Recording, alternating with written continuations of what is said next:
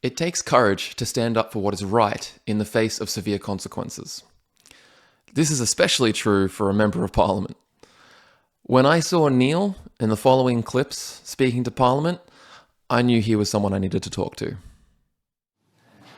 The result of the Premier's announcement on the 1st of October this year is that medical apartheid will be commencing in Victoria in a few days' time. Victoria will be a two-class society. A great leader will always inspire with hope and a clear vision. This is one of the most important roles and characteristics of a successful leader. A great leader brings people together and unites them.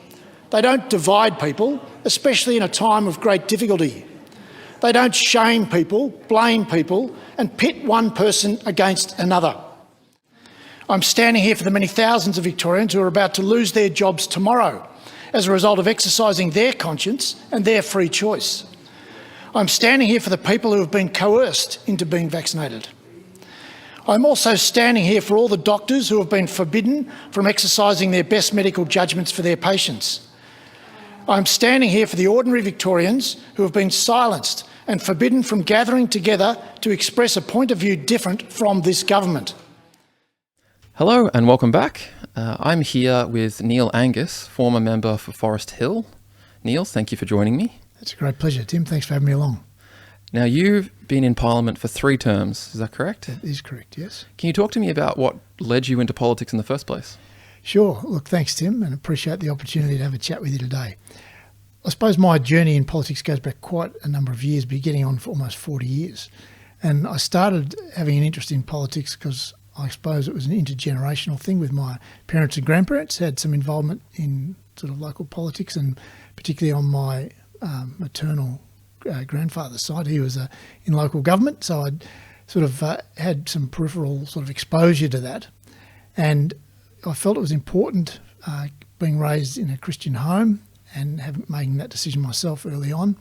I realised it was important to have people that had some values that reflected a lot of the silent majority, if you like, representing them in Parliament. And so I got involved initially through a smaller organisation called Call to Australia, which some of your older listeners and viewers might remember, Tim, but it's going back a long time. I've not heard of it. No, it's going back a very long time, back in the 80s, in the early 80s. So I was involved with them for some time, and various campaigns, the state campaign and 1 or 2 Senate campaigns, if I recall correctly. And I realised then the difficulty in trying to go in and being involved in politics outside the sort of mainstream party structure. So I noted that at the time, and then, as I said, I continued to observe through my own family what they're up to and their involvement at a branch level and whatnot, helping out on election days and so on. And then my wife and I joined a major political party back in the late 80s and sort of maintained a steady involvement since then. So I've seen what this job can do over that whole period of time in terms of impacts and adverse impacts, particularly on families and the pressure it puts the Member of Parliament under if you happen to go down that route in the system.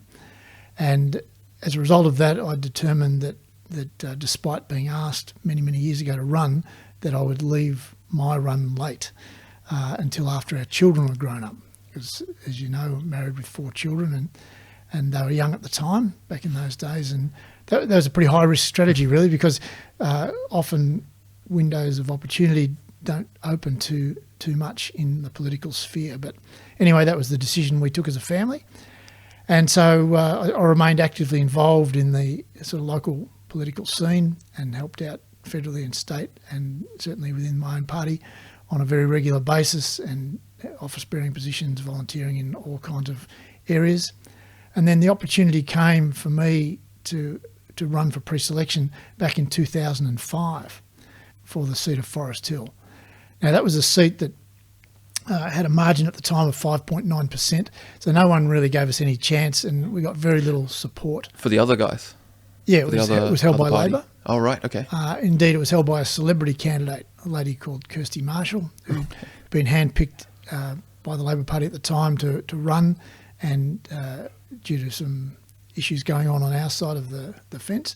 And so she ran and won that seat. So I had an attempt to win that seat after her first term. back in 2006. So, as I said, the margin was very, very large, 5.9%. So no one gave us any chance, really, of certainly winning, probably of doing much good anyway, but got very little support. But I had a great local team around me, some wonderful supporters and volunteers that helped me tirelessly. And as a result of that, we had a remarkable result whereby we lost by 511 votes. So we had a swing of just over 5%, which is a very significant swing. And but sadly, 511 votes. The Greens' preferences sank me. Right. Outpolled my Labor opponent very easily. But is that within the margin of asking for a recount? Oh, look, there was numbers of, yes, it is. There was numbers of recounts that took place. And so that was that. So anyway, I went back to work. That's disappointing. It was very disappointing, yeah, because I thought we were going to go well. Well, we did go well, but just not well enough.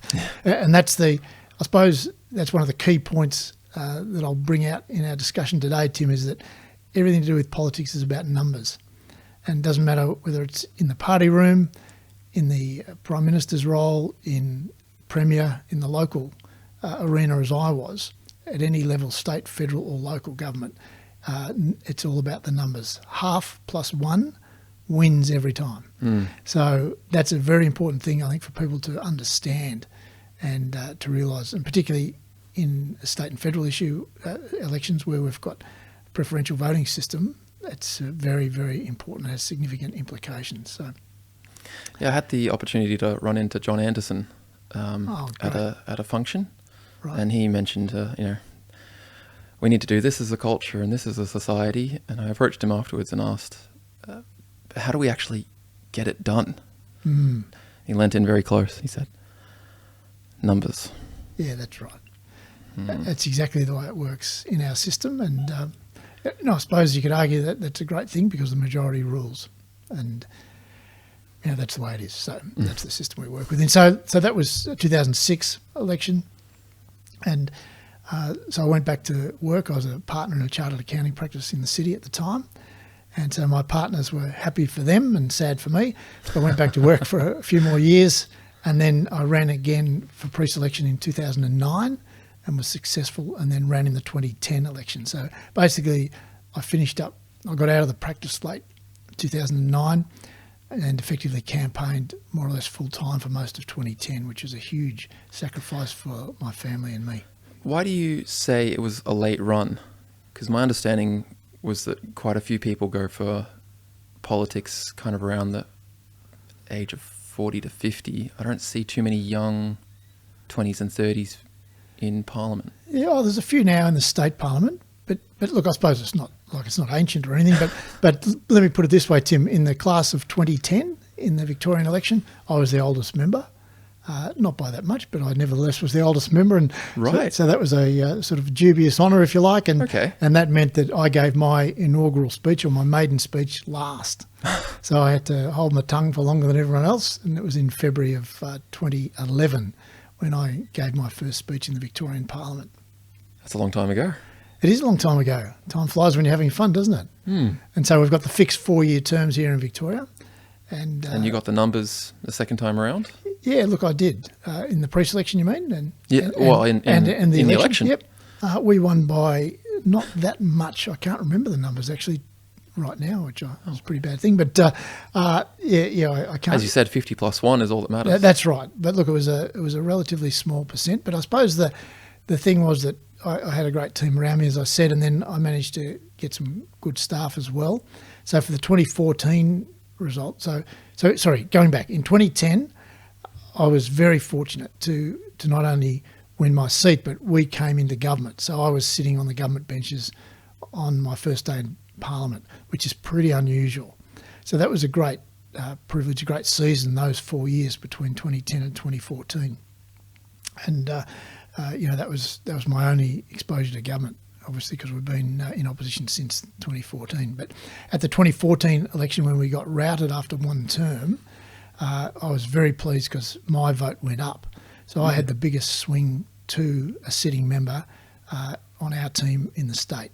So it was a great result for our local team and for the hard work that we'd all been putting in over those 4 years. So then 2018 came around and ran again and had another reasonable result there. And even though, again, our vote went down, we lost more members. It was quite disastrous, actually, but we managed to hang on in Forest Hill. And then for 2022, there was a state redistribution where they tried to even up the numbers of voters in each district. And as a result of that, the seat of Forest Hill was abolished. And so I got pre-selected late, which for reasons which we'll probably come to later. And as a result of that, I just missed out. But again, it was the Greens that sank me. I was ahead until the last distribution. I was ahead of my Labor opponent, and then the Greens vote sank me again. So that was the end of that. That's unfortunate. I'm sorry. Yeah, thank you. Well, one door closes, another door opens. That's the way I view it. It was extremely disappointing at the time, no question. When you got elected into Parliament the first time, what kind of help or support did you have in acclimatising to the role? An inadequate amount, I would say. It's an extraordinary role, the role of a local member of Parliament or a member of Parliament, and no one really tells you what to do or how to do it. It's quite unique in that view, in that perspective, I think. And the thing that I soon realised is that there's just so much to learn. And that's everything from how the House operates when you're in town, how to run your office, and you've got to manage your budget. And not that that was a problem for me, but just managing the finances, managing the staff. Again, I'd done both those things, so that was okay. But for many members, it's just bewildering, if you haven't had exposure to that. And then, of course, the role in the local community. How do you go about it? How does it all work? And there's no sort of how-to book to go and look at. So it's a matter of just getting in there, having some mentors and some others that have been before you that have got the experience that you can learn from, and then just get on and do it. But it's like anything in life, the longer you do it, the better you get at it, and the easier it becomes, in the sense that you know what you're doing, or you should. Yeah. So, but I mean, look, I'll give you a practical example. Yeah, please. For any of your listeners and viewers that might have been to Parliament House, it's quite a maze. The old building, built in the 1800s, and it's quite a maze of corridors and narrow bluestone walled areas and so on. And it took me probably, I reckon, over a year to exactly know where I was in the building at any time, because there's different levels. So there's parallel corridors and passageways on different levels. You got to remember which level am I on and where am I going. And so it takes quite a bit to navigate around. It's like an old dungeon down in the sort of the lowest levels. So it's an amazing building, but that's a separate discussion. But the point I'm making is that, just like anything, it takes a while to get used to it and to find your way around and get around quickly. When you were elected, I'm just thinking the majority of people probably go towards politics based on a political agenda. They have something that they want to see change, either in law or in the public or along those lines. Did you actually get to do much of that in your role, or did you end up spending the majority of your time really along administrative lines? No, look, I think I did have some impact there. I mean, one of the key roles, it's like there's two sort of components really. There's the one is the local component. For any member of Parliament, you've got your own seat, whether that's the district or the region that you're looking after from a state perspective. And then you've got your central role in the Parliament, where you're debating legislation and making contributions on broader things. So, look, I think one of my objectives was obviously to represent and to serve the people of the Forest Hill District as best that I could, and to help them locally, as well as have an impact centrally on some bills. And so I certainly wanted, one of my objectives was to represent what I saw then, and I still see now, as the sort of silent majority, if you like. Because often, sadly, I think at every level, governance in Australia and probably in other jurisdictions as well is being impacted disproportionately by a loud minority voice that is usually very organised but very loud. Mm-hmm. And I didn't feel then, I don't feel now that necessarily reflects the silent majority. And so I tried to go in there representing more or less traditional values and the values of the area which I lived in and still do live in, and the people that I was dealing with. So that was my sort of thinking in town. Out in the electorate, my objective there was with my team, with my staff and other volunteers, was to service the needs of the local constituents. And I never asked any constituent that came into my office who they voted for. I wasn't interested.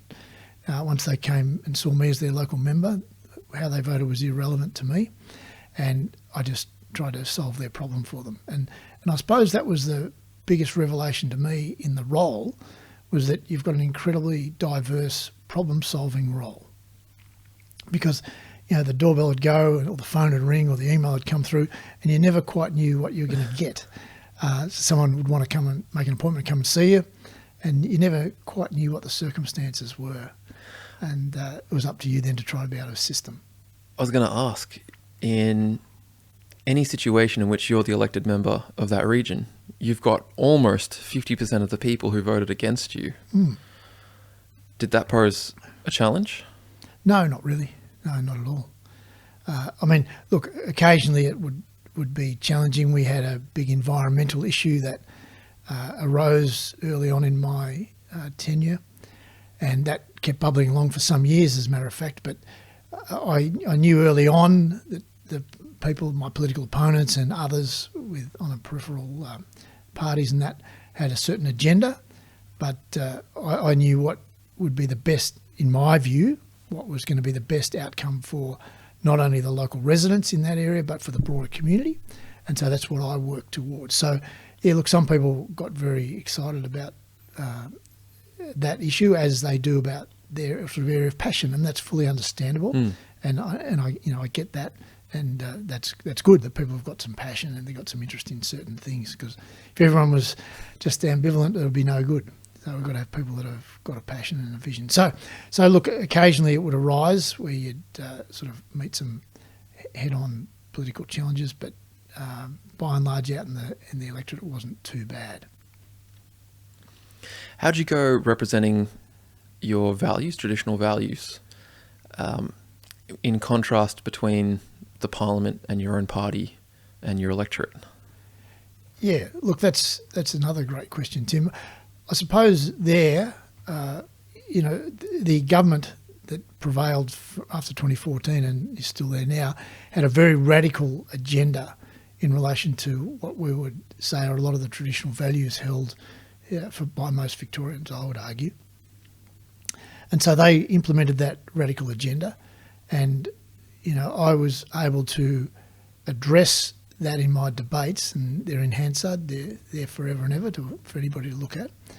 I was able to outline my perspective and the perspective that I'd gleaned from speaking to constituents in relation to certain matters, and try to get down to the principles and to the key aspects of it, not the froth and bubble around what the media might get excited about, but what are the deeper issues there? What are the principles? What are we changing?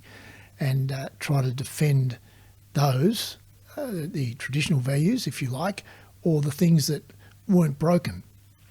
I think we had a government that tried to find a solution to a problem that didn't exist. I think we've seen that a number of times. Were you ever encouraged to compromise on your values, kind of take a hit in one area to win in another? Oh, look, not that I can really recall, Tim, I don't think. Okay. For our team, a political team, on the key sort of, if you like, in inverted commas, moral issues, we were able to have a conscience vote. So, for example, probably the one that sticks out to me the most would be the euthanasia debate. So my recollection is that Victoria was the first state to bring it in, if I recall correctly, and we had an extensive debate. In fact, it was an incredible time. It was quite surreal because we started the debate on a Thursday. Parliament sat Thursday morning, 9:30, and we sat all through the night until I think we rose at about 11 a.m. the next day. So we'd sat for 25 or 6 hours or something like that. Gee, that's unreal. And it was unreal. And because I had a particular strong interest in the euthanasia issue, I did then and I still do now, and I had concerns, and so I stayed in the debate virtually the whole night, and I was asking the Shadow Health Minister or Attorney General, I can't remember at the time, they might have interchanged a bit, but various questions during the course of that debate. So to the government's credit, even though they were the proponents, of course, they at least had the decency to allow it to be fully interrogated. So that very voluminous debate is in Hansard forever and ever, so everyone can see what was said and what the replies were, and that can be a point of reference if anyone wants to go back and look at that in the future. So that was a monumental debate, and as I said before, we were able to have a conscience vote at the end of that. So in my view, I voted against it. It's on the public record. I'm not ashamed to say that, and we're not here to debate that issue, but I'm happy to any time with people because I did an enormous amount of work. So I didn't go in there as a local member thinking I knew everything about euthanasia and I was a health expert.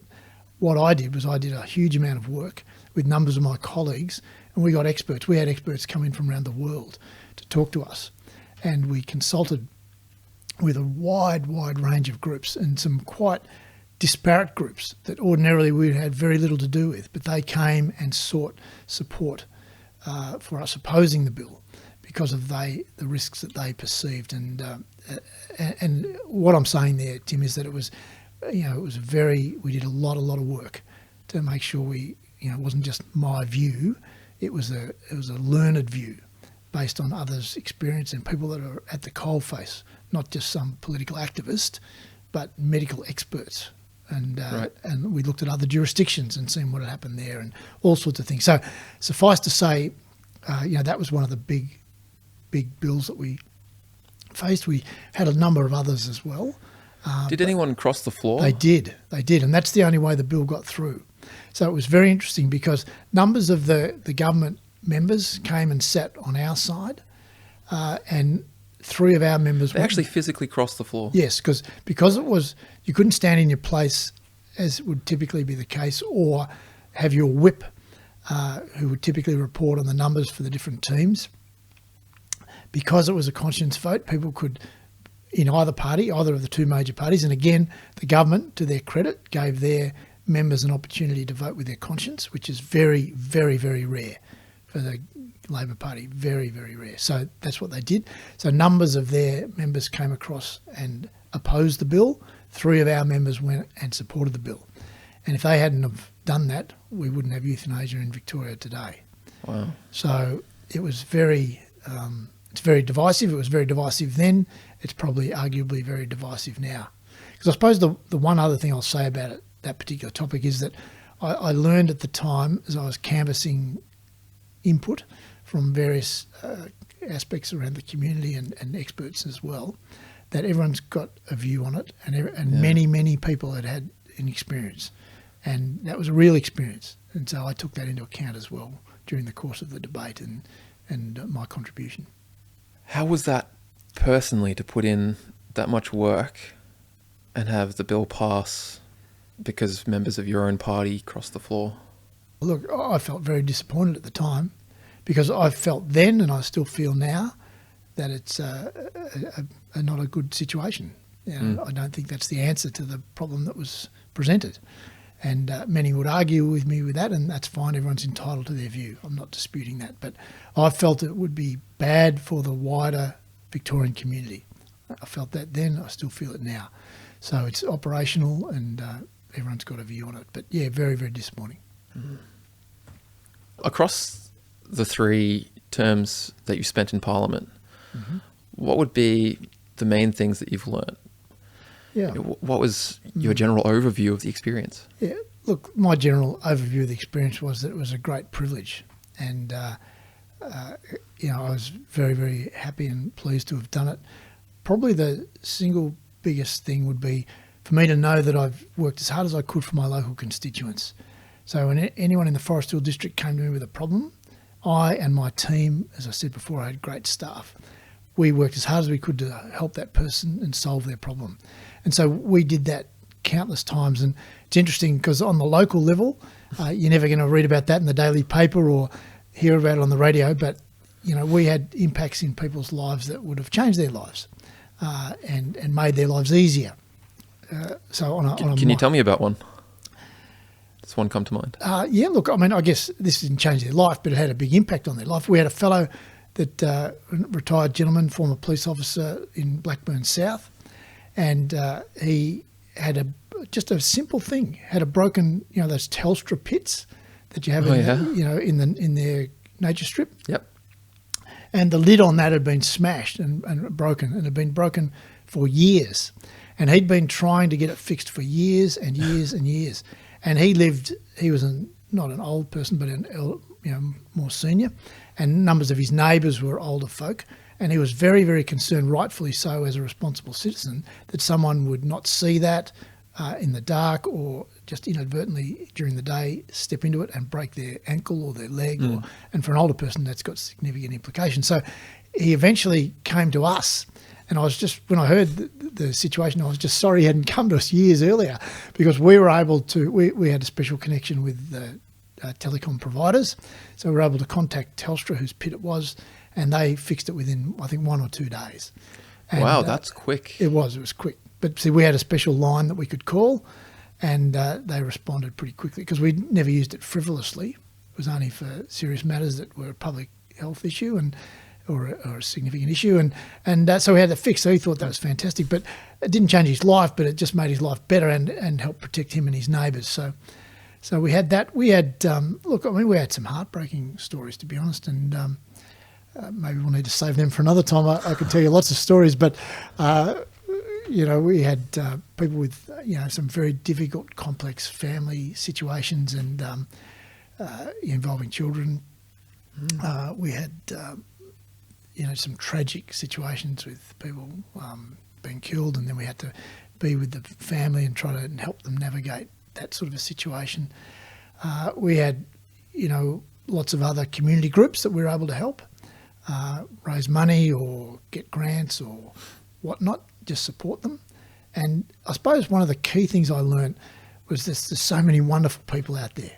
There's so many local heroes that volunteer, and whether that's out in the sporting arena, the faith arena, the scouts or service clubs arena, or whether that's with their own family, looking after their elderly parents or their disabled child, or whatever they're doing. There's just so many great people out there, and it was just a real privilege to mix with them and to get to know them and to go to their events and support them in any way we could. So that was really fulfilling to me, and I think to my staff as well, that we were able to really help people. In terms of in town, on the bills, we had our ups and downs. And in my first term, I spent 4 years on what's called the Public Accounts and Estimates Committee, which is like the major financial committee of the Parliament. And so that gave me a tremendous insight into the budgetary process and the accounts of the state, if you like. And so I learned a lot of new things, but I didn't learn new principles. And the principles are, whether you're running the local milk bar or the school tuck shop or the state or the country, you can't spend more than you earn. Sadly, since I was on PAAC all those years ago, from 2010 to 2014, the finances of the state have gone off a cliff because of the irresponsible financial management, I would argue, of the government. And that's got huge implications for all of us as Victorians. So I learnt back there how it sort of all worked in terms of the various departments and budget allocations and how to read the financial statements of the state. And that was really, really interesting. So in terms of being able to influence that, sadly, because we weren't in government, we had very little influence. And we're now seeing the consequence of that, and the fruit of that is there for all to see. In terms of some other bills, we had many other controversial bills, and we won't go into them now perhaps, but I put up arguments as best as I could in relation to them, and most of them were unsuccessful because the government, as I said before, by definition, has got more than half, so they govern, they win every vote, because it's very rare for them to allow what I mentioned before to happen with a conscience vote. So they would just vote as a block and they would win. So, but look, I must say, I was told right at the start of my career that be careful what you say in the chamber, because it'll be there forever and ever, and your great-grandchildren will be able to read it, and their great-grandchildren. So I was always very careful with what I said in the chamber and all my contributions, and I've got no regrets with anything that I ever said in there, and particularly in relation to some of the very complex bills that created angst in the community one way or another. I did a lot of work on all those, and I was happy with my contributions. Now, others, of course, won't agree. My political opponents won't agree, but at least the contributions are there, and I've got no regrets.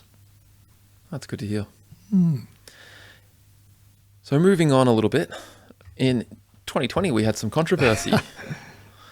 Actually, probably didn't get overly controversial until 2021. But in April 2020, we entered the first full lockdown. What was that like for you in terms of Parliament? Because from the public perspective, we were all gobsmacked and bewildered. Look, I think it was completely shocking, Tim. And the fact, I mean, look, you can argue, well, things are easy with hindsight, but I wouldn't necessarily argue that. I'd say that was pretty clear at the time as well. But, the government got, I would argue, bad advice, and they acted on that advice with relish, and were more than happy to put these draconian restrictions on the Victorian community. And it was a surreal time because, as you just mentioned, we had legislation going through the Parliament declaring a state of emergency and empowering people to do things that they ordinarily would never have been empowered to do. By that I mean public officials and whatnot. And it was just a crazy time. And look, it was unprecedented. We all know that. It was international and all that sort of stuff. But I argued then, and I would argue now, that it wasn't handled at all well, federally or state-wise, in my humble opinion. And the damage that was done is incalculable.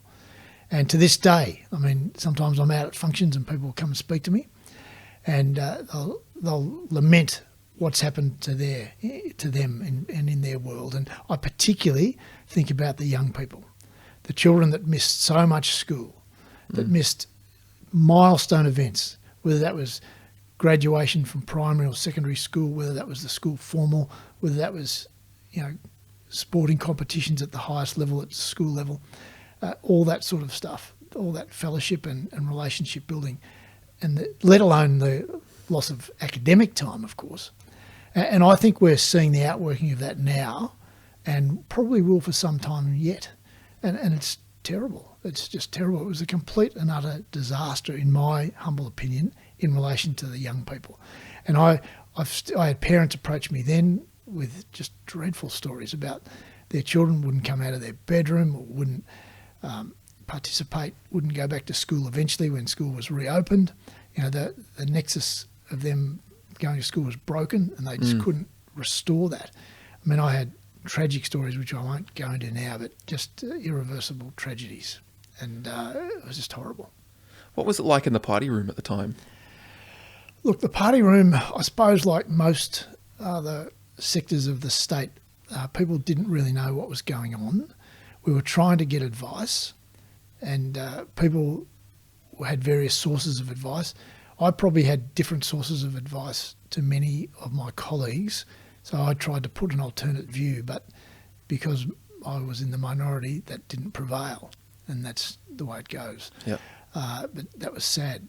I mean, in terms of the Parliament, and I've spoken about this numbers of times even since I've left the Parliament, the fact is that we, as an opposition, had asked the government many times for the health advice behind the measures the decisions that they were implementing. And to this day, we still haven't got it. Now, it was interesting because remember there was the 2 metre rule? Yep. Couldn't go within 2 metres of someone and all that sort of stuff. Well, even the other day we had, this wasn't in Australia, but it was internationally, we had Anthony Fauci, who was the sort of head of the medical side of things in the United States, say that he just made that up. And see, this was, that's only some 2 or 3 years later that the truth finally comes out. Ultimately, the good news is the truth will come out. But we asked at the time, what's the health instruction or the health guideline for having a curfew, for not leaving your house between 8 p.m. and 6 a.m., for example. That's just one example. And, the government, nothing, don't worry about that, we've got the health advice. Well, it turns out it was just, a lot of it was just lies.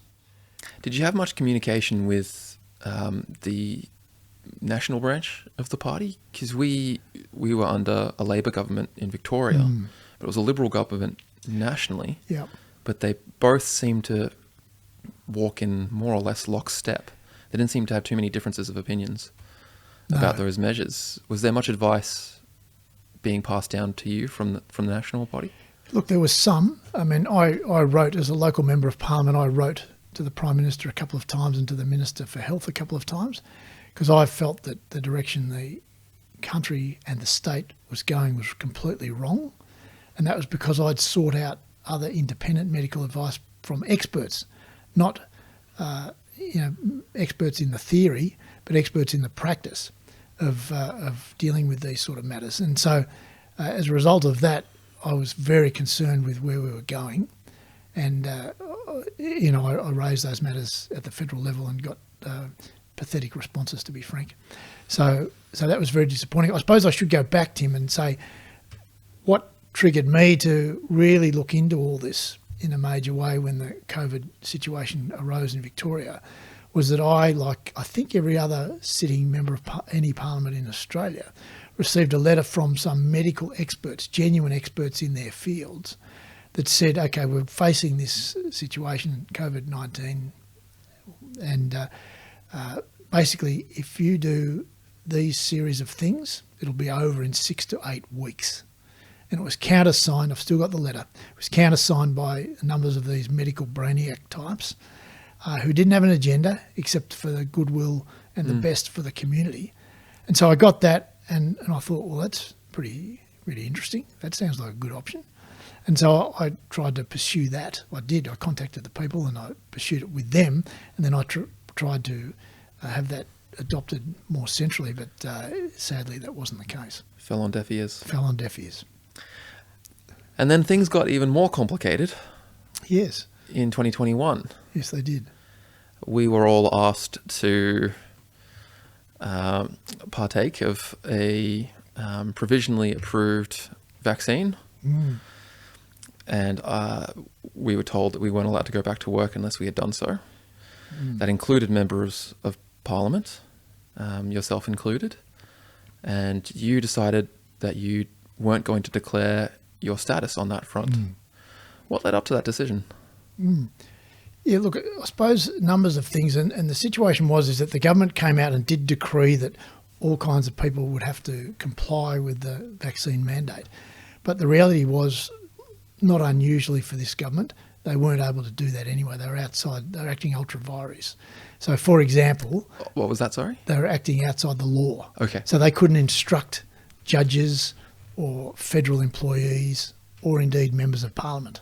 They couldn't instruct them to have a medically, an experimental vaccine. They couldn't instruct them. They said they could, and they acted like they could, but they couldn't when it came down to the law. So the judges in Victoria, I doubt any of them would have complied. I don't know. It's up to them. You have to ask them, but they didn't have to. And then neither did federal employees, so that was a separate category.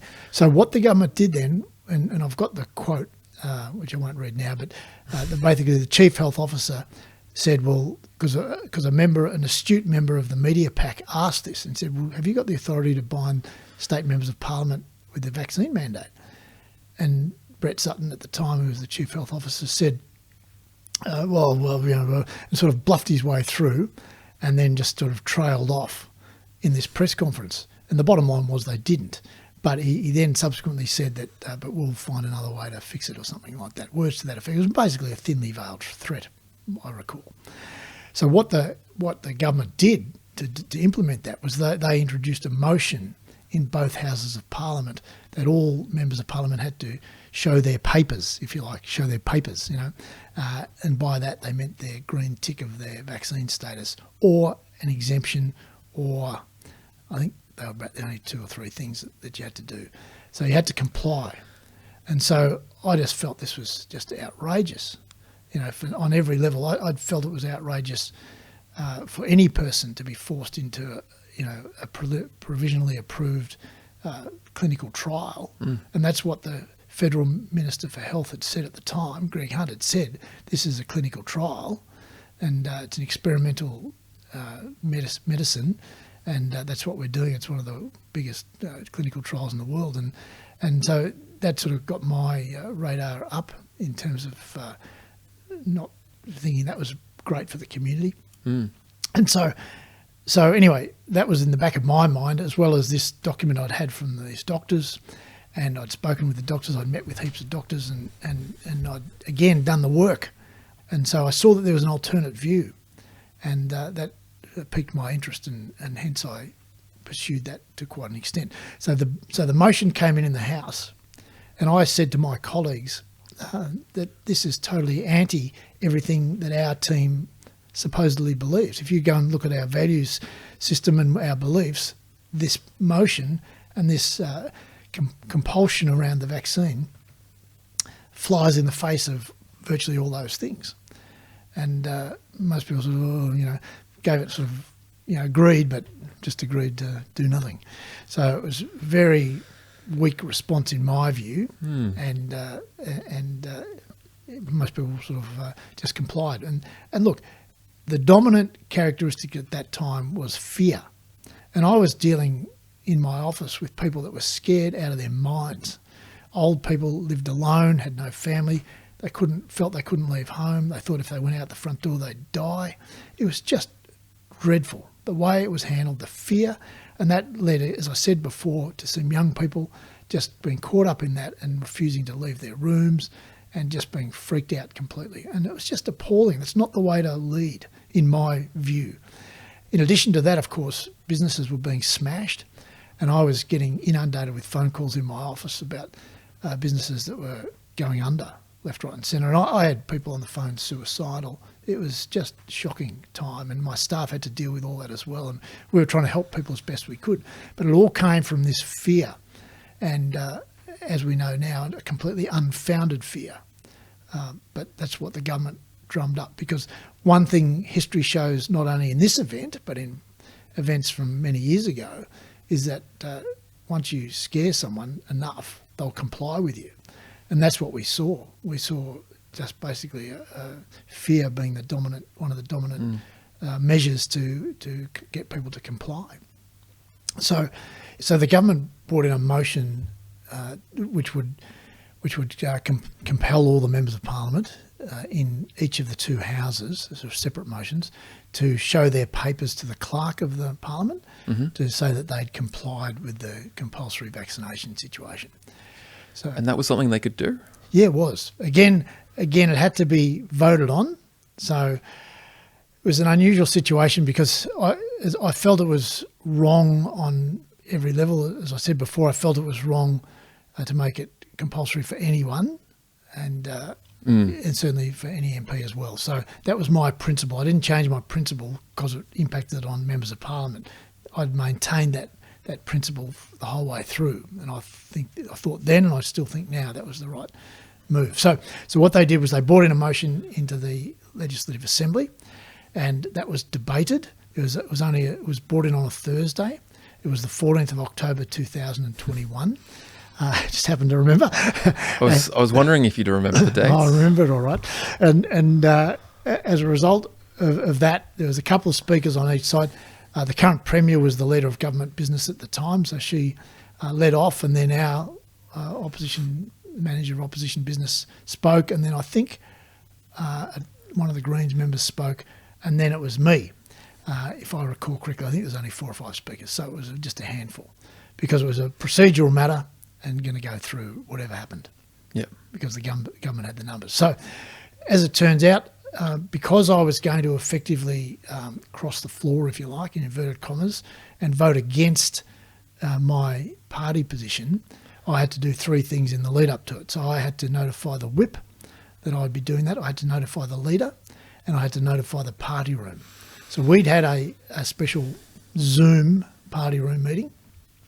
I had notified my colleagues that I would not be supporting this motion. I felt it was wrong on numbers of levels, and that I would not be supporting it. And so the day that came to light, it might have been the Thursday morning, I think, and my door was like a revolving door in my office. I had the leadership team and all kinds of other people come in and say, just don't make any fuss, just let it go through, just be quiet, basically, and just comply. And I said, well, look, I think it's a much bigger issue than what you're making it out to be. And we need to stand up and defend freedoms. Yeah. It's not about the vax. It's not about the mandates. It's about freedoms, about personal autonomy and freedom. And it's not about health either. Because we knew by then that it wasn't working. And so, I'd raised that people that had been so-called vaccinated were still getting sick. So that made no sense, because my understanding of a vaccine was that it would prevent you from getting sick. So then they would say, well, it prevented you from getting sicker. Well, that's... How do you quantify that? Correct. That's exactly right. So anyway, so we had this debate, and it was in the afternoon, and so I got up and spoke 9.5 minutes, out of 10-minute slot, and I just spoke against the bill. And then, of course, it's 1 versus 87 others, so it was a pretty lonely place. And then, the Speaker, I'd also spoken to the Speaker and the Clerk, so they knew what I was going to be doing. So no one was surprised. It wasn't an ambush. It was all fully exposed and done in a proper order, proper way. And then at the end of my speech, the Speaker put the motion. So the motion was that the motion be supported. All those in favour say aye, and those against no. And so I was the lone no voice. And so then the procedure is the Speaker then says, is a division required? And that means, do we have to ring the bells and get everyone in? And I said yes, because I wanted the vote recorded. I want it recorded for all time. And so he said, right, division required, ring the bells. So, of course, everyone comes in and they say, Greens representative, then the opposition whip, and then the government whip, and then are there any other votes? And so then I rose to my feet as the member for Forest Hill and said no, and registered my dissent. As a result of that, that meant that from the Monday I was suspended from the service of the House, and it meant that I couldn't go into the Parliament or onto parliamentary property, and that included my electorate office. So I had to go on the Friday. We finished up in town on Thursday night. On Friday I went out to the electorate office, and my staff also, I should note, knew what was coming. They weren't surprised, and I discussed it with them and scenarios, and we'd discussed it many, many times in the office, various aspects, and they all had their view, and that was fine with me, and they were happy to comply, and that was fine. I didn't have any problem with that. But went back to the office and got myself organised. I had a home office already set up, as virtually everybody in Victoria did at that stage, because we'd been locked down so much and forced to work from home. So I had that already in place, and I gathered up things I'd need, and then that was that. So from then on, from that Monday, I wasn't able to attend my electorate office or go inside it. I could be outside of it. And so I would typically, I'd be in touch with my office regularly, of course, constantly. My staff were there. Office was open. We'd try to keep open virtually the whole time through the pandemic, because, as I said to my staff, I gave them the option at the time to work from home or to open the office or not open the office. But when I was there, which was most of the time in those dark days, we kept the office open, because I said, if we close, where are people going to go? Yeah. People were desperate. I'm telling you, they were absolutely desperate. We had people coming in to our office with no food. We had people coming in just mentally distraught. It was just the most horrendous time. And I'm not saying anything new to people that lived it, because there's people be listening to this that's exactly where they were at, and it was just terrible. But we weren't told. No one was told. No, that's right. That's right. So we'd kept the office open, and my staff were happy in my absence to keep it open as well, which was very good of them, and I'm very grateful to them to this day for doing that. So typically I was working from home. I'd go up a couple of times a week and just take up a box of correspondence and whatnot, and then take it back and then pick up the new one and get any other messages and whatnot, and away we went. So still on email, of course, which is the main way of communicating then and now, I suppose. But so look, we made it work. I had meetings with constituents, but I had to have them in public places. And see, this was the idiocy of the whole thing, Tim. I could go and get a takeaway coffee and then sit out the front of the coffee shop, but I couldn't sit in the coffee shop without scanning in and showing my papers and whatever else, which was just idiotic. But see, this was the illogical nonsense and medical mumbo jumbo that we put up with. and somehow not many people fussed up, Yeah. which is just sad. It's frightening actually, because you realise how easily people will comply with illogical nonsense. Yeah. I was either fortunate or unfortunate enough to be considered an essential worker, which I think the whole concept of it is an abomination. But nonetheless, driving into work, I used to see people in their cars wearing masks when they were alone. That's right. And so again, that was that fear. And you can still see it today occasionally. Yeah. You still see someone walking around the streets here in the beautiful eastern suburbs of Melbourne wearing a mask when they're on their own outside in the fresh air and sunshine. So is it medical advice or is it propaganda? Well, I don't know. It seemed to me to be propaganda. They wouldn't tell you. No. In terms of from the government, no, it was just propaganda.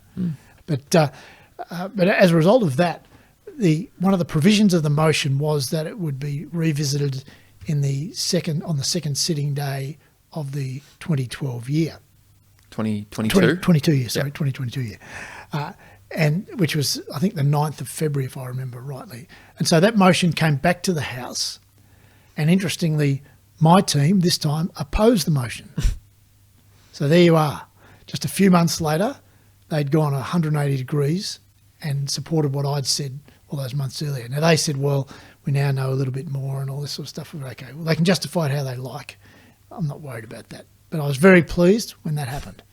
Nevertheless, of course, because the government had the numbers, it got through again and it was extended for another 3 months till May. So in the meantime, between when it was voted on in February and when I'd been suspended in mid-October, there'd been numbers of outbreaks of COVID virtually every week in the Parliament, in the parliamentary precinct. And I knew that because the clerk would write to all the members and say, there's been an outbreak of COVID in, for example, the dining room. And it was on the, XYZ date at such and such a time. So if you're in that vicinity, watch out, watch out for symptoms, blah, blah, blah. So I got all these updates. So I'm getting these updates all the time in my office at home saying, well, that's not working too well, is it? Everyone's complied and everyone's wearing masks and everyone's doing this, but nothing's working because it's still happening. So I thought, well, that's just so ridiculous. And I thought that then, and I still think it now. And that's why I was particularly grateful to my colleagues that they'd changed their view those several months later. Anyway, as I said, it got passed again. And so that was going to be revisited in May of 2022. In the meantime, my circumstances changed and I decided I handed in some papers and I came back into the Parliament. And the clerk, as part of the process, had to announce that they'd received the papers because they'd announced previously whose papers they had and hadn't received. And interestingly, that Thursday of the week that the motion was supposed to be renewed, the government didn't renew it. It just drifted off. So there you are. Also interestingly, in the February, when the motion was renewed in the Legislative Assembly, an identical motion, because there was 3 people that didn't comply originally in the Legislative Council, the upper house. They had subsequently complied by handing in their papers. And so when the motion came back before the Legislative Council in February, when it was due to come back, it didn't come back. It just expired. So you had one House of Parliament, the Legislative Assembly, requiring everyone to show their papers and comply, and the other House said no. So it made no sense. The whole thing made no sense then. It makes no sense now, in my opinion. And that's the way it sort of finished off. So it fizzled off in May. No one raised it again, quite rightly, and on we went. Just in time for the election. Yeah, that's right. So this whole debacle delayed your pre-selection. It did. Because you weren't allowed to attend any official party events, were you? No, that's right. So they couldn't pre-select you because they couldn't hold a meeting with you there. That's right. So, so we had one. Could they have gone ahead with a pre-selection without you? Yeah, well, they did hold a pre-selection without me, but then I had enough supporters, thankfully, when part of the process is that the chairman asks the delegates, do they want to proceed with the pre-selection? In other words, they've heard from one of the candidates or any candidates that were running. There was only one against me at that stage. So he had presented and answered questions and done what he had to do. And then the chairman said, to the delegates, do you want to proceed? And they said no. So that was my supporters that went on my behalf. That must have been a surprising outcome. To me. Wasn't surprising to me. Wasn't surprising to you? No, Okay. because I'd asked people to support me. And look, I suppose it was... You've gone through 6 months of not being supported. Yeah, but it was my local people. So a lot of them, I was going to say, were more sensible. That's probably a bit harsh, but they could see more broadly the situation and the arguments. And so... That's uplifting to hear. Oh, it was very uplifting. I was very humbled and grateful for those people for their support. So as a result of that, the can got kicked down the road. I mean, there'd been a previous attempt in, I think it was about November or, by recollection, October, November of 2021 to hold the pre-selection, but not enough local people even registered. So because no one was interested in a pre-selection, they were interested in me getting back. Because I'd been there for so long and was working hard, had a great team, and we were getting outcomes for the seat. And we defended the seat against massive swings. And anyway, so that went through to the keeper. So this time it was put off was the second time. So anyway, so I thought, well, that's the end of that. The person that challenged me, to their credit, subsequently came and saw me and said they wouldn't challenge me again. And I appreciated that very much. And then, lo and behold, somebody else puts up their hand and says they want to challenge me. So there was another pre-selection, which was in July of 2022. So it dragged on that whole 6 months, basically. And as a result of that, I was successful at that pre-selection, which I'll do 10. And but it only left a few months until the election, which was just... That's not a long time. It was just terrible. Considering the seat had been abolished, I had about half the seat area I knew, but half I didn't know, and wasn't able to have contact with prior to that point because it wasn't within the rules of engagement, so to speak. So I had to do a whole lot of work down there, which I did, and with my team, but it was not enough. Because the person that was successful in the election had worked for the upper house member that had that whole area previously. And so he'd been out as a pseudo member in that area for 6 or 8 months at least. Right. So that's the way it goes, Tim. So what have you done since?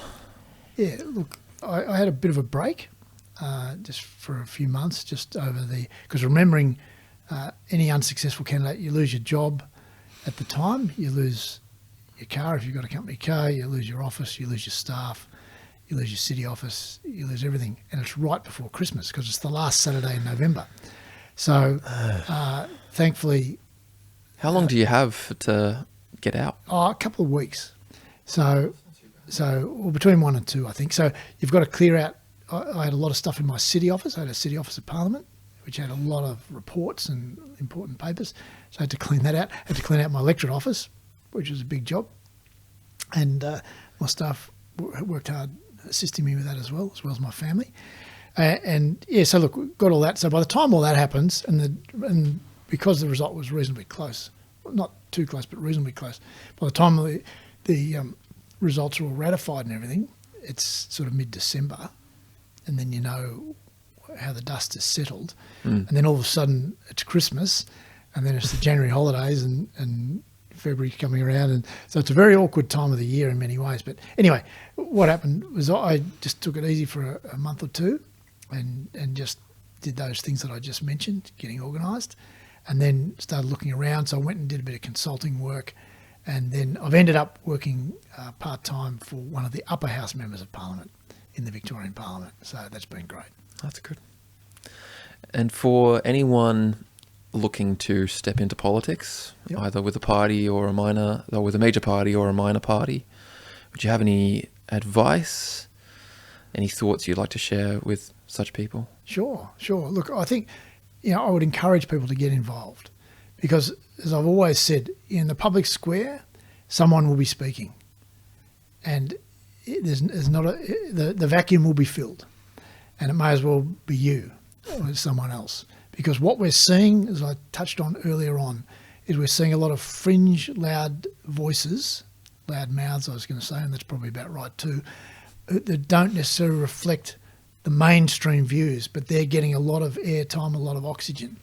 And so I would encourage good people that are sensible people just that have got an interest to get involved, because whatever role that might be, there's opportunities for every person to be involved. Now, for some, they might choose that they want to run for office, run for public office. And that's something that I'd certainly encourage people, if they feel led to that, to go ahead and do that. But it's a huge sacrifice. If you've got a family, you've got to make sure they're with you on the journey, because you can't, in my experience, do it alone. You must have a family and support network. And I should say, I haven't said to date, but I should say that's been one of my saving graces, I suppose, is having a wonderfully supportive wife and supportive children and parents and family around me the whole time. Because in politics, like in most things, there's some significant ups and downs, and sometimes there's more downs than ups. So it's been wonderful having them. So I think you'd need a good support network. I would encourage people to seek some counsel. Go and speak to someone that's been involved in the system. I mean, come and see me if you want to. Talk to me. I'd be happy to speak to people. I can outline some of the ins and outs of it. And I've contested 5 elections and successful in 3. So I've seen both sides of the ledger. But how can people reach you? That's a good question. If someone wants to reach me, Tim, perhaps they can get in touch with you and you can steer them in my direction. That might be the easiest way. I'd be happy to have a chat with someone, because look, we need good people. We need good people in the arena. There's no question about that. We need good people at every level, whether that's at management level, whether it's at local level, within local government, whether it's at state or federal.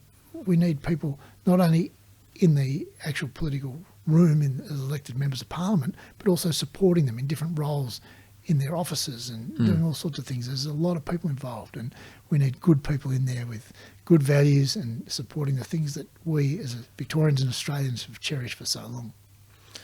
Well, Neil, thank you for joining me. It's a pleasure. Especially thank you for your influence in the public and in Parliament. I know for me personally, the speech you gave on, was it the 14th of October? It was. I found that very inspirational as someone who thought very similarly to yourself, that you would stand up in that place and oppose 80 odd other people for the record for all time. I found that very inspirational. So, well, thanks very much, Tim. Thank you, heartfelt from myself, and I appreciate the work that you've done for your community. Oh, thanks very much, Tim. Well, it's been a great pleasure to chat with you, and thank you for having me on your show, and all the best. Thank you. Thanks. Thanks for watching that interview. If you'd like to see the full video of the speech that Neil gave to Parliament on the 14th of October 2021, you can find the link in the description down below. And while you're down there, why don't you leave your thoughts and feedback in the comment section? If you'd like to get in touch with Neil, as he said, send me a message and I'll put you in touch with him. Catch you next time.